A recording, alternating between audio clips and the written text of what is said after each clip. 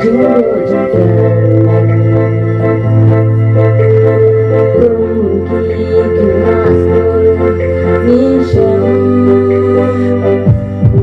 ulangi hampan tragedi dan jangan bawa andai dan pola kumula berboy perbabian banyak hidup sentiu batyang jinang bisa penyoman bangsa orang ganang kiwa Indai pandang jingkemen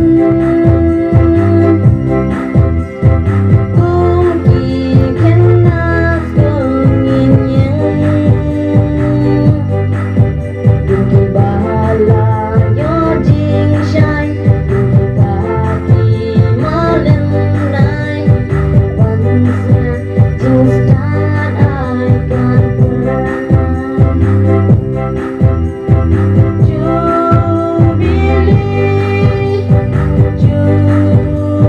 Jubilee, kasur senjani.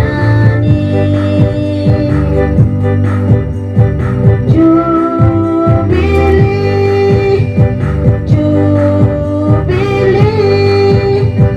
the golden Jubilee.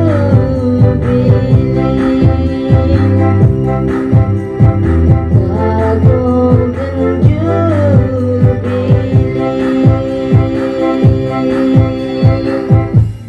Thank you.